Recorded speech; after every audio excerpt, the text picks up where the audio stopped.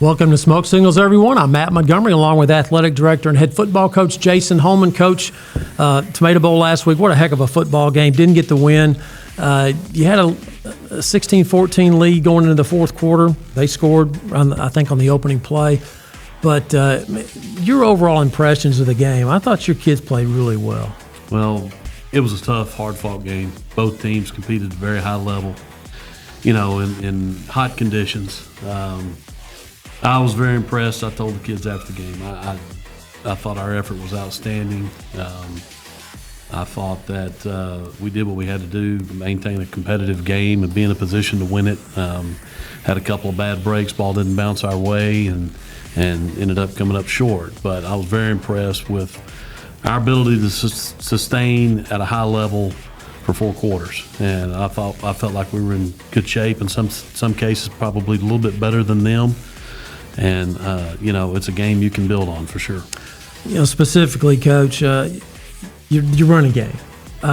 It's been a long time since you had production like you did from 3 players in Boyd and in Reese and in Mahrez, combining for 155 yards, kind of evenly spread. And the way you're having to play guys both ways, really managed that well. And, boy, your offensive line did a nice job. Yeah, for a brand-new unit up front, all 5 are, new starters to the game. I was very impressed with them. They did a great job all night long. I thought we had good protection in the pocket. Of course, we ran the ball well. We were able to move the line of scrimmage, and, that's credit to the coaches and the work that they've done with them. The 3-headed monster we had at running back, that suits us well because, we need some defensive production from a Jaden Boyd and from all 3, from D.D. Mahrez and from Reese Hicks. So we feel like if we're able to rotate and keep fresh legs in the game at running back, that's to our benefit because we get the fourth quarter late. We'll be fresher than others. Throwing the football, obviously Jermaine does what Jermaine does. He had 7 catches, and Brady threw the ball well. Had some drops. His stats would have been a little bit higher, but really the improvement from the first scrimmage against Kaufman to the first game, as far as like getting him some time, Brady some time, really improved. Yeah. Well, scrimmages are different. There's things that we try to work on specifically, and you call things in a manner you may not call in a game. The situations don't always pop up like they do in a game. So, I was impressed. We've got to do a better job of catching the ball in certain instances, but for the most part, I thought our offense really clicked and did a good job of controlling the football. Last thing, Coach, and then we'll go to the highlights from the Sulphur Springs game. Defensively, boy, you really stopped the run, did a nice job. Sulphur Springs they're salty. They're a playoff type team, and their quarterback at the end of the game kind of took over a little bit on that zone read, and that kind of hurt us. Yeah, after the instance in the end zone that was called a fumble, I think that kind of let some of the air out of our sails, and we lost focus on that last drive. So the score ended up, 29-16. Looked a little bit worse than certainly the game was, especially if we'd have gotten a call go our way. We might have had a chance to win it all outright. But, that's kind of the nature of football. Things like that happen. You got to overcome them. You got to regroup, and you got to come back and fight and battle. They started doing some things in the read game with the quarterback pulling the ball on us, and it got on us a little bit out on the edge. But I thought overall, all night long, I think we forced, I believe, like 4 punts throughout the course of the game, and did a good job of holding them in check. They were an explosive offense with, I think, 8 returning starters and a quarterback that could deal it. They can be a potent offense, and we did a good job of, for the most part, keeping them in front of us and making them earn everything they got. Things you have to overcome in games. We always talk about the weather's part of the game, the referees are part of the game, the broadcasters are part of the game. Things you got to overcome. And was that the lesson that you tried to impart to the kids? Because that really was not a great call there in the goal line. Absolutely. I feel like, of course I'm biased, but I feel like had we not had some of the mishaps we had early in the third quarter offensively and mishandling the ball, that put us in some long yard down the distance situations. If we'd not had those, if we'd had a call go our way, that would have limited us to 1 turnover apiece. I felt like we'd have won the game outright. We had the momentum at that point in time. Our kids were excited about playing. It's just unfortunate you get some bad breaks. But the lesson being, when you play tough teams, it's oftentimes going to come down to one or two of those types of things and how you handle them. So that's what we're preaching to the kids this week. Let's take a look at some of the highlights. Jacksonville versus Sulphur Springs. Here's Jordan with a big tackle for loss here. Yes, Jordan Dorsey, his first opportunity to start in a varsity football game. Touchdown here from Brady to Jermaine, the first one. Great ball and great catch. Brady put it right where he needed to, just outside the reach of the safety that was coming over the top. How about Didi Mares here, 14 yards? Well, Didi's a tough kid, and for his size, he packs a lot of punch, and we were very excited that, he had the success he had. Here's your weapon, Jesus from 35. Yeah, good field goal by Jesus, good operation, good hold. Datavius Kincaid here with a breakup. This is a great job of something we've been preaching in the secondary. When you can get on top of routes like he was right there, you have the advantage. Trent comes in and forces the fumble. Yeah, great job of Trent coming in, stripping the ball. I wish we could have gotten it, but took a good bounce to them. Reese Hicks slices for 13. Yeah, Reese, playing both ways, showed a lot of resilience and played hard. This little screen here worked out well for you. Yeah, it was a great move by Jermaine. Made the one-on-one miss and then just outran him to the end zone. And this is just a heck of a play by Brady on the snap, then throws it, and then Jermaine goes and gets it. Well, you tell the secondary don't ever relax on a fumble ball behind the line of scrimmage, and, we were very fortunate to make that play. And here's that unfortunate call. Ground can't cause a fumble. Yeah, this was tough. Great fight by Reese. Continued to move the pile. That's why the whistle didn't blow, and you can see him extend the ball right there to the goal line. Just wish the call would have gone our way. Tough. That's a tough way to end it right there. It's you see the total yardage right there, Coach, 373. Very balanced, 225 through the air.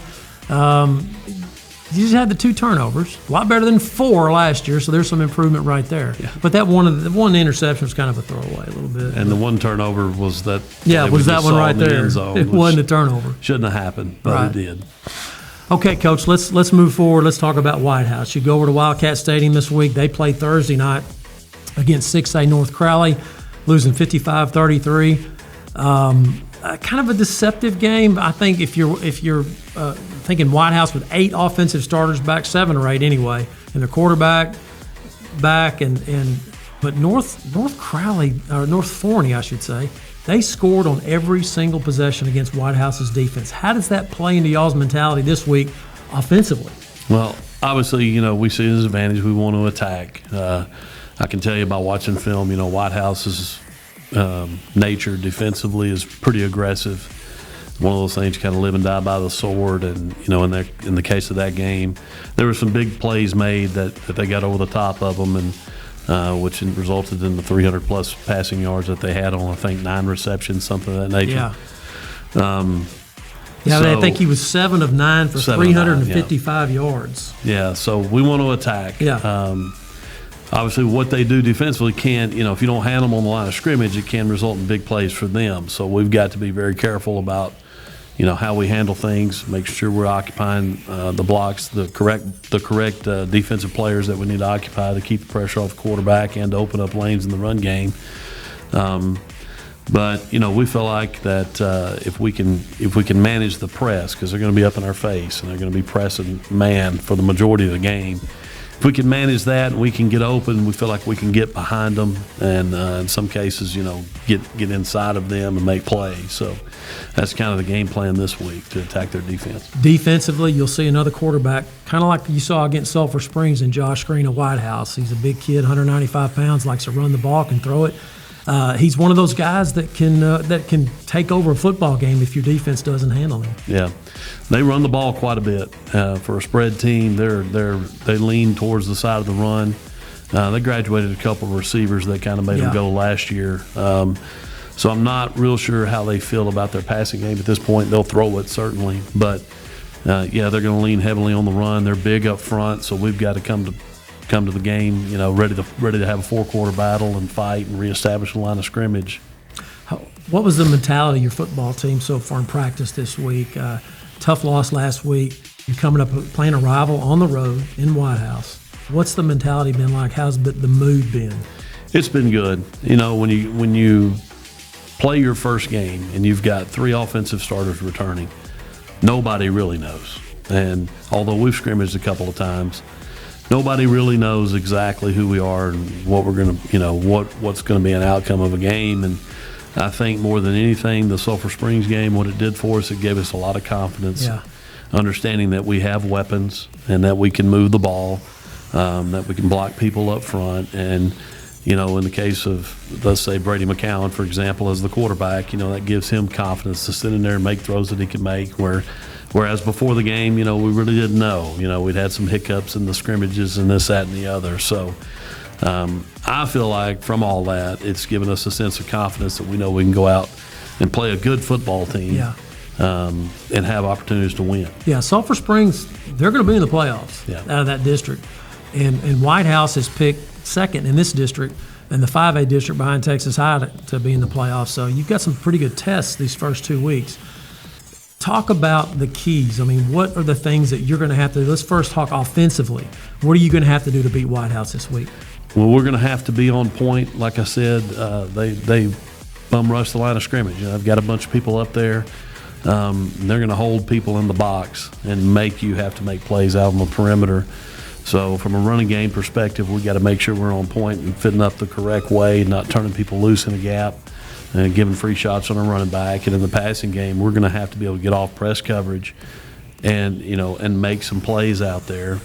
And if we can get them softened up and make some plays in the passing game, maybe we can get them into a zone. Maybe that pulls the guy out of the box, opens up the run. So we anticipate that they're going to attack us just like they did against North Forney, and we got to make good on it. Defensively, stopping the run, you already mentioned that. What else about Whitehouse offensively kind of is the defensive coordinator like you were for so many years kind of makes you go, we got to watch this? Well, they're big, and they're satisfied with 3 to 4 yards and cloud of dust, so to speak. So it's just the resilience. They're going to get a few here and there. We've got to be resilient. We've got to continue to play, be relentless. They make a play on us, it's not the end of the world. We've got to regroup and gather and come out and fight the next play. And we've got to be on point in the secondary. We let a few things leak out of us on the perimeter in the secondary last week that we've got to get under control. We missed a big tackle and went down the field for about 50 plus, that shouldn't have happened. But we've got to tackle well. We've got to put them on the ground and not get the yards after contact, things of that nature, so we can hopefully get off the field on third down. It's the first road test for Jacksonville as they head over to Whitehouse Friday.